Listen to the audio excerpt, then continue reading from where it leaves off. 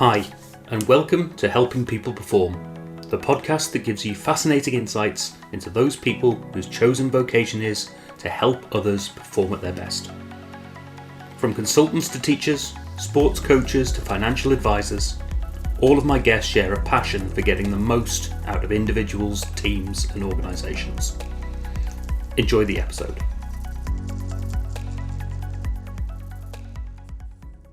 So, welcome to another episode of the Helping People Perform podcast.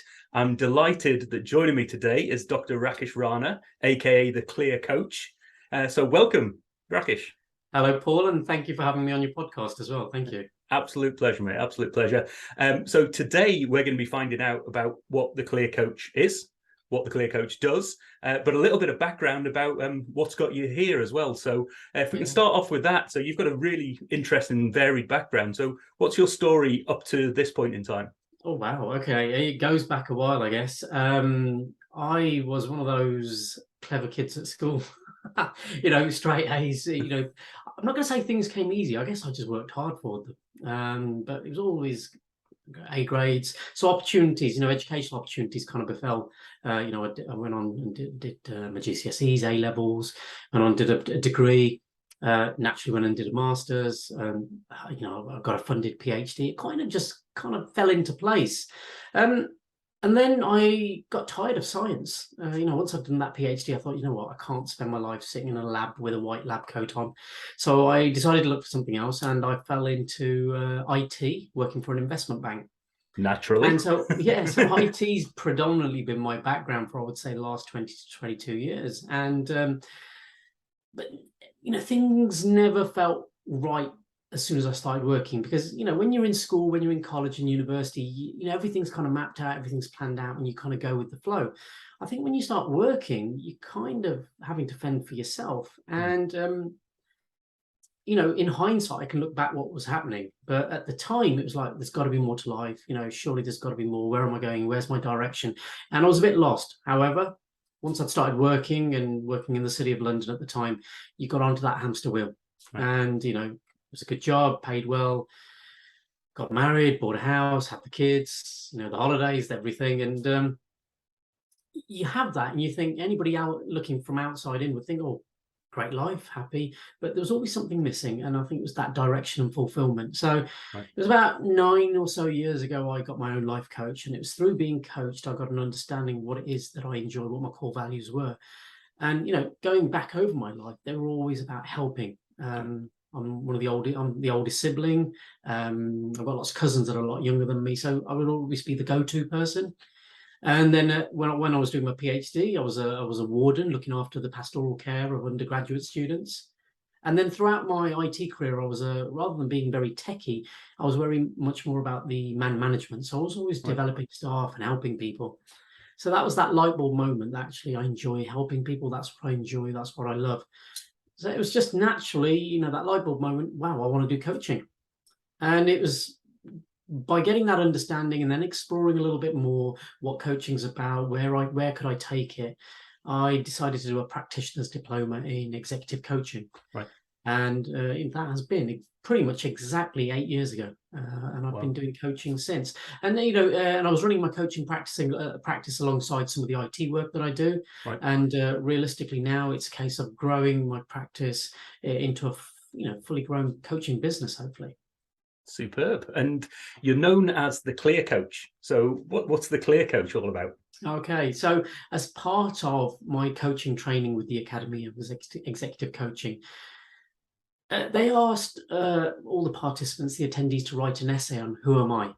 And who am I in the capacity of how you coach and who you are as a coach?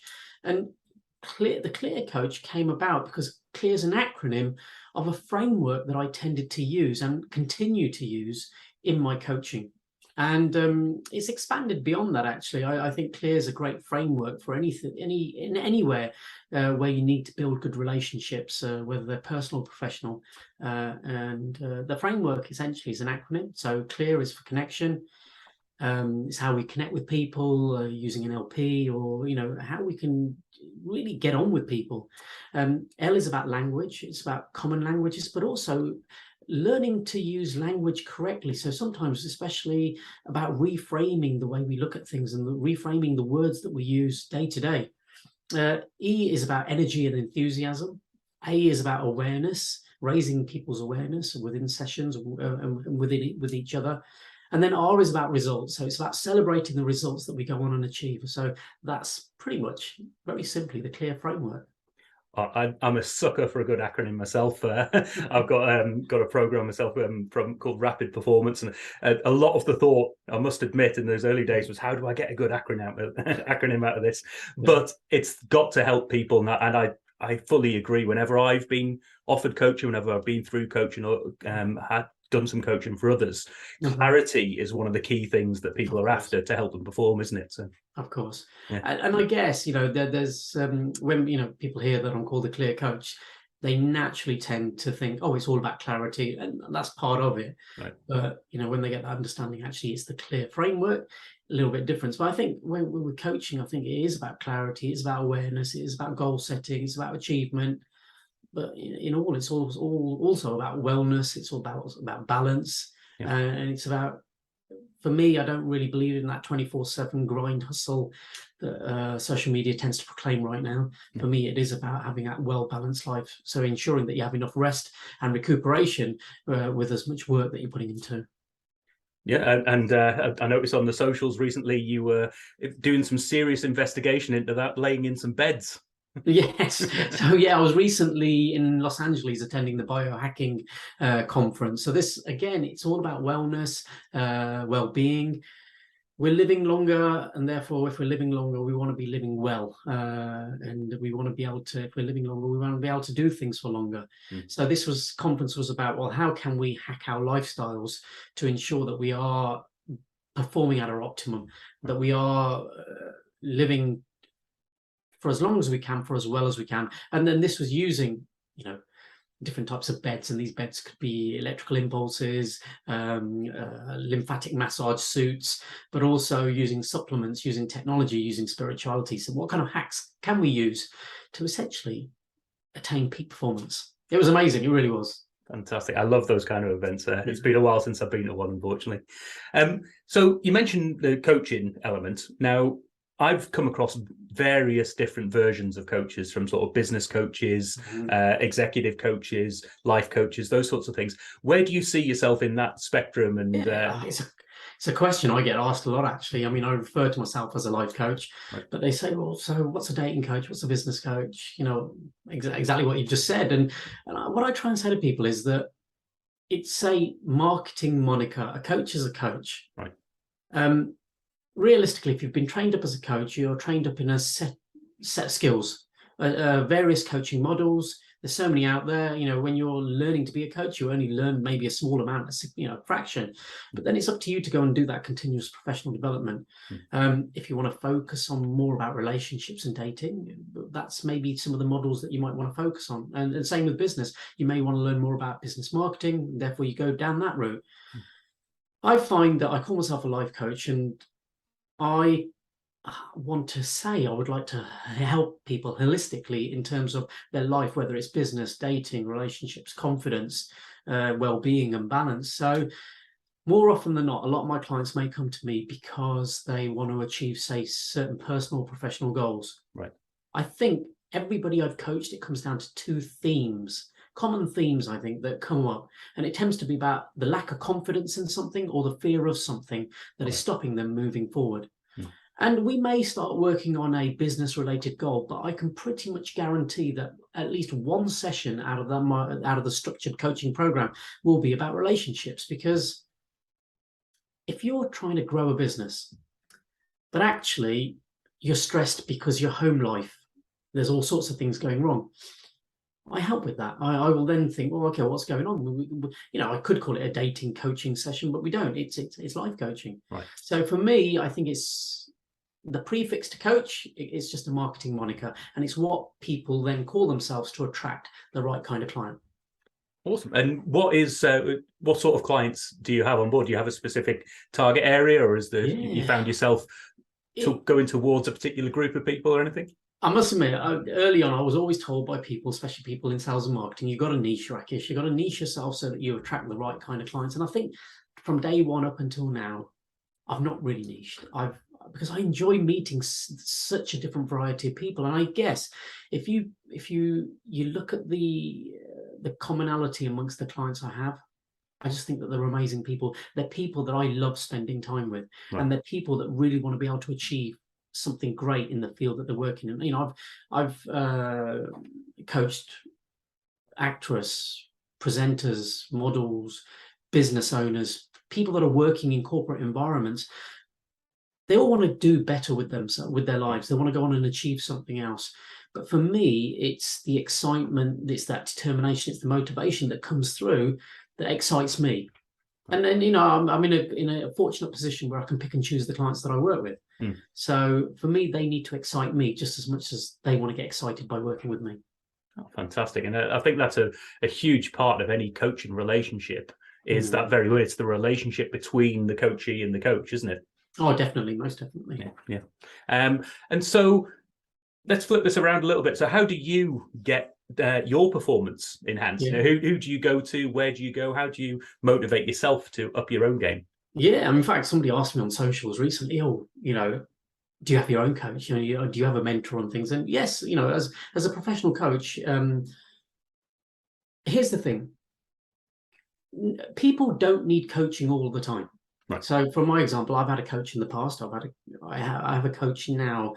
However, it's completely different because I know what I'm looking to achieve. I've got that tool set. I know kind of what I'm doing. However, I have a coaching supervisor. So, because I coach other people, and because I'm a member of the ICF, there's this adherence that we need to ensure that we have a coaching supervisor. So somebody that I can go and bounce ideas off. And, if I've had a particularly difficult time coaching somebody that I can go and talk to. And as part of that coaching supervision, I also get a bit of coaching too. So that works in one area. Right. However, what I've found that's been really powerful for me is surrounding myself with people that are able to mentor me. So people that I can learn off. And I think that's been key. So I pretty much don't really engage with the coaching community en masse as such, because I find that I learn a lot more from my ideal kind of clients. And these are people in business, maybe people that want to go and achieve something. So by coaching such a variety of people, I'm learning so much from them. And a lot of them become my very good friends afterwards. So it's about staying in touch, maintaining that mentorship circle, as you may want to call it, and learning from other people. I think that's key. And like I said, having recently attended the Spotted Biohacking Conference, that was fantastic. The amount of products and services I was able to learn about, the amount of things I was able to learn from some of the key stage speakers, and just meeting and networking people that I would just never come across in my every day-to-day life. I think that's such a great way to learn. Yeah, just exposing yourself to those slightly different setups. Exactly. Awesome. And so, I mean, coaching is always something that I have taken a coaching approach to a lot of the work that I've done in the past when I've been a manager and things like that. I've had some coaches in the past myself who worked on that, and I've been a de facto coach in a lot of my more recent work as well. But I've never personally gone down the full route of becoming a certified coach. You mentioned the ICF, the International Coaching Federation. Coaching Federation. To be honest, Paul. Here's an interesting fact. So this is why I said hindsight's a great thing. But early on in my life, when everything was coming really easily, I think I was a very fixed mindset person because I just had that natural talent. Right. Life became difficult because I maintained that fixed mindset. So everything was about qualifications. Confidence came from having letters behind my name, and not much else.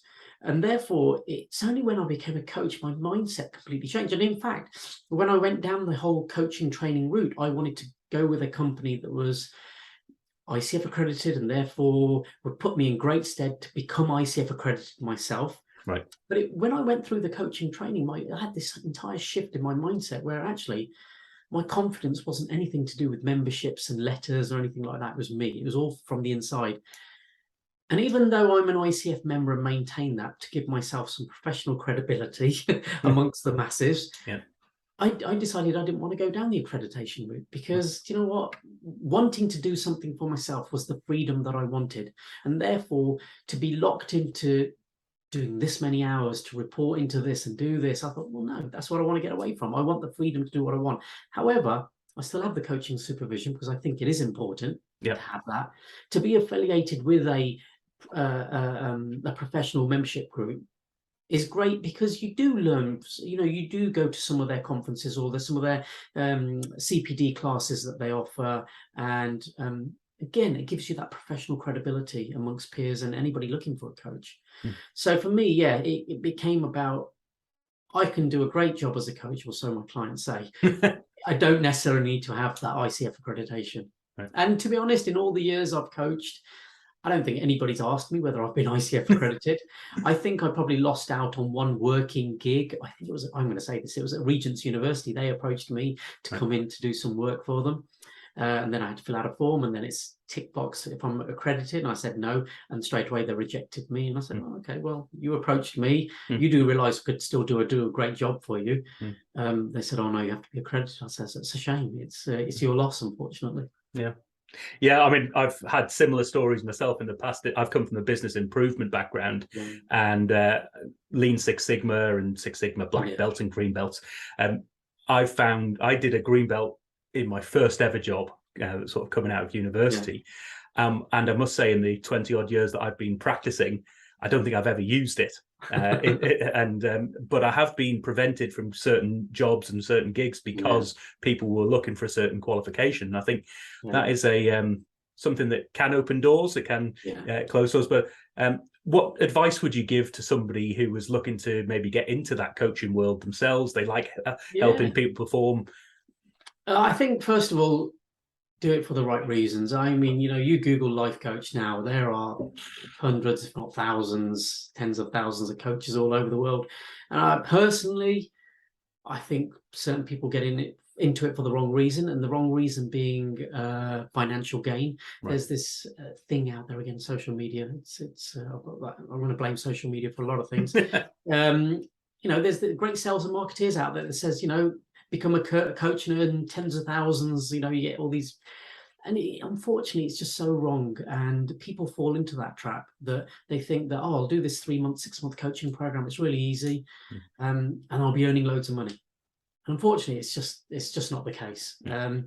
It's hard work. As with any product or a service, you've got to have a sales and marketing department as such that's going to get you those leads and convert them to people that want to be coached. And with so many out there, and like I said, not everybody needs coaching at a particular moment in time. As much as coaching is valuable for everyone, not everybody is coachable.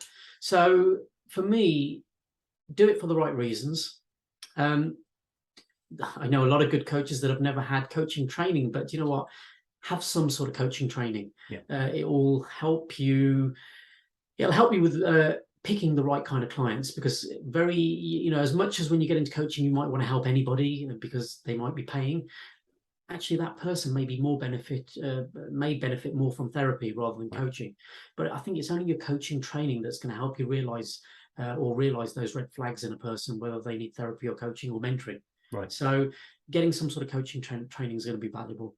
And surround yourself with the right kind of people, I'd say, that are going to give you the good kind of advice. I mean, I've helped or spoken with a lot of people that have started out on a coaching journey, to kind of talk about this, actually, just to say, look, here's where you could go and get some coaching training done. Read these kind of articles or read these particular books, and really get an understanding. And I never want to put I never want to put coaching in a bad light at all, because I love it. And you know what? If you're doing it for the right reasons, it doesn't work. It energizes you. It really just, for me, if I'm having a crap day, but then I have a coaching session to do, I never feel more alive. So I think just doing it for the right reasons, get the training, and be around the right people that are going to guide you on it. I love that, because the whole reason that I pulled this Helping People Perform podcast together was the whole mindset of a vocation where you help others be at their best. That's what energizes me. Yeah, And I think that you've hit on that great thing of, if it brings you energy and it serves your purpose, it's not a job, it's a way of life in some ways, exactly. isn't it? It truly is. I mean, I'll be having a really rubbish day. I'll actually be thinking, oh, I've got a coaching session in the evening. Am I going to be able to do it? But I tell you, the moment the camera's on and we're doing that Zoom session, Yeah. And they too, scientific studies have been done. Happiness comes from helping other people. Right. And for me, there's no truer way to do it. If I can coach and help somebody, mentor them, guide them, Yeah. and you see it on their face, and the messages that you get in return, you can't beat it. Yeah. And you hit on something there as well, which is coaching isn't necessarily a 9-to-5 job either, is it? No. How's that worked for you, and has it changed over time?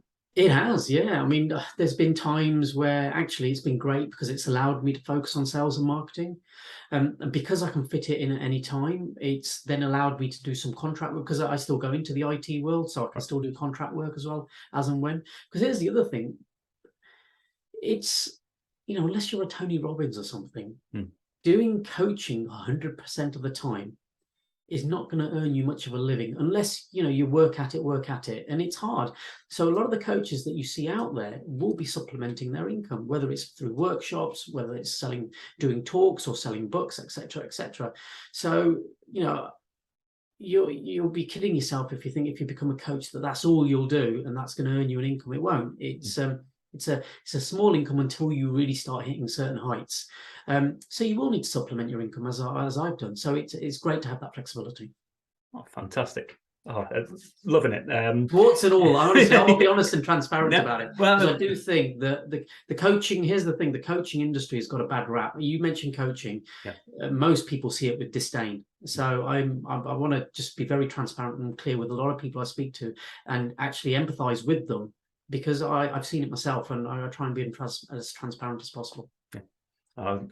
It's an angle I remember taking back in the days when I was making sausages, believe it or not. I used to be a production manager in a sausage factory, and I did a lot of interviews. I do remember. Yeah.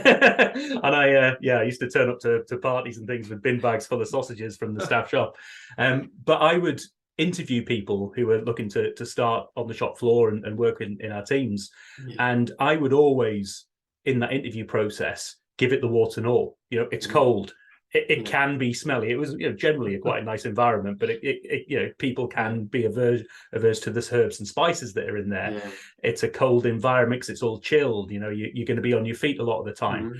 And one or two people walked out at those early stages and said, well, it's not for me. I think I've done a brilliant job at that stage, because that's actually helped people to go, maybe that's not for me. I haven't gone through that whole heartache. Yeah. And I also found that the people who went through that and said, yeah, I can cope with that because that's what I want to do, or that's the thing that I'm going to do right now. They came into it with their eyes open and were much more alert to how they could perform in that environment. Oh, yeah, exactly. Cool. You mentioned some sort of ideal clients earlier on, so let's jump into this sort of more quickfire angle of things. Who are your ideal clients? Have you got any one person in particular, or I think I've got a name that comes to mind that. For me, I tell you what it is. It's a bit of a strange one. It's because sometimes you want to be on the journey with somebody to see them become hugely successful through your coaching. Right. But sometimes I look at people like, I'm a big Manchester United supporter. I look at somebody like Marcus Rashford, who, he's achieved everything almost. But then you see what a difficult year he's had. And I sometimes think, wow, what if he was to get a life coach? How much more could he be improved? So he's already got skills, talent, everything, but does he need somebody there to help him find balance, to have that accountability, which I'm sure he does in a professional capacity? But for me, somebody like that would be brilliant, because one, I love football. Yeah. The fact that I'm a big fan of these kind of people, but I do think, for me, I also think that coaching can be such a game changer in this world. Right. If you're being coached, it transforms you. I personally think it makes you a better person. So if I can coach people that have a huge influence, right, and through that huge influence, they're having an even bigger impact in changing the world, I do think that we can change the world a coaching session at a time. Fantastic. What a quote. I might have to write that one down. I'm going to clip that. I don't think it's mine. I think I probably overheard that somewhere else. So, but I tend to use it a lot because I do firmly believe that. I mean, it's been great to see some of my clients go on and do some amazing things. I've got a client right now who's out at in Monaco right now on a stand talking about clearing up ocean plastics. He's looking to remove, 1 billion kilos of plastics by 2050 from the ocean, the waterways. But all of this has come about. I mean, I don't know if he says it's, a lot of it's down to the coaching that we went through and the process that we went through. But it's just great to see things like that. And they're the kind of things I love talking about. Yeah. And that particular client, and maybe a lot of the others, you talked about it earlier on, is that person's always had the ability to do that, but maybe they didn't have the confidence or had a bit of fear about going into it and actually starting. If you can help that process through coaching. And the awareness, I talk about the A in the clear framework, the awareness. A lot of people, you don't know what you don't know. When people come to me and they've got a goal, that goal is from their current level of thinking. But through the coaching process, that level increases. And therefore, when that level increases, the goals that you want to attain become bigger. Right. And that's what I say to a lot of people, that after being coached by me for 6 months or so, yes, there's a goal that you want to achieve, but I can pretty much guarantee them that goal is going to change because they will change as a person throughout that coaching process. So I always try and get them to think of something even bigger when they come to me as a goal. I'll say, look, that's too easy. Right. Have a think about it. And, it's about pushing, it's about growth. And that's what I really want for people. Oh, amazing stuff.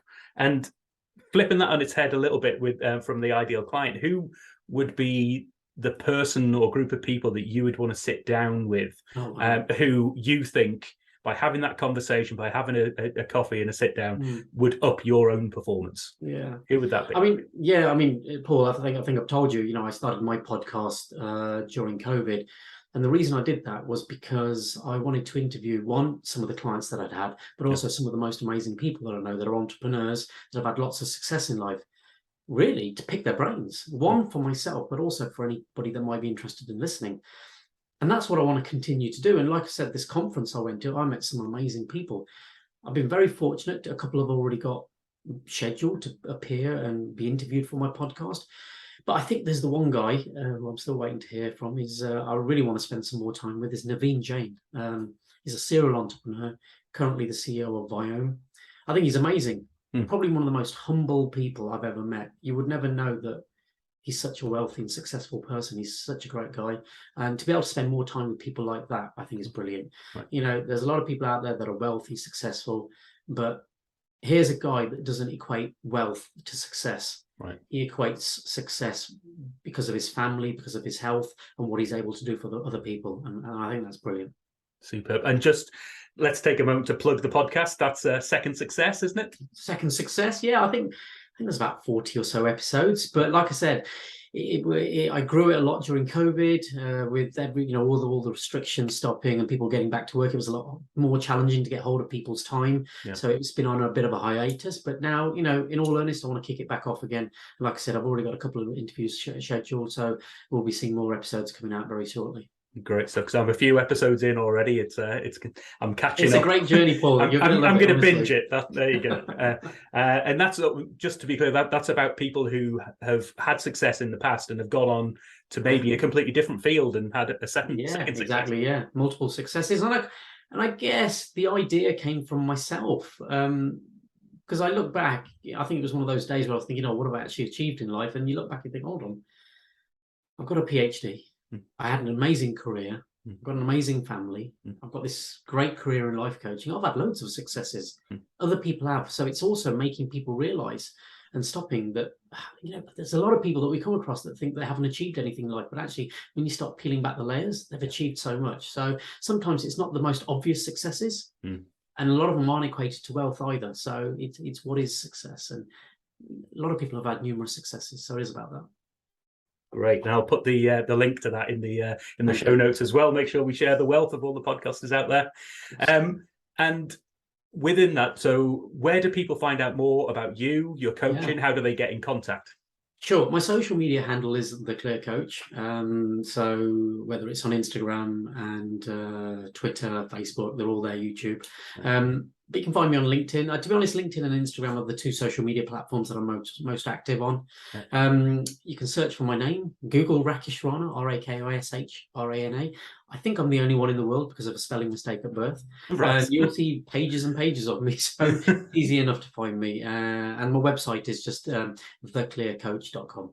Fantastic. And again, we'll put all those links into the show notes, give Thanks, people an opportunity, and hopefully you'll be inundated with people looking to get that second success for themselves. Yeah, and maybe those will go on to become podcast members in the future. So Rakish, as always, an absolute pleasure. I'm such a fan of the coaching approach and the value that coaching can bring to people. I love a good acronym and I love the passion and enthusiasm you bring to coaching. So really appreciate you coming on the show today. As I said, all the notes and things will be there, so you can get in touch with Rakish if you're looking for that second success, or if you're looking to just up your game and find that clarity for yourself. So Rakish, a pleasure to speak to you today. Speak to you again soon. It's been wonderful. Thank you very much for having me. Thank you. Thanks for listening to today's episode. If you liked what you heard, then please give the podcast a rate, review and share. I'm Paul Teasdale, and from sausage making to banking, oil and gas to Formula One, I help people perform. If you'd like to find out more and have a conversation, contact me via helpingpeopleperform.com.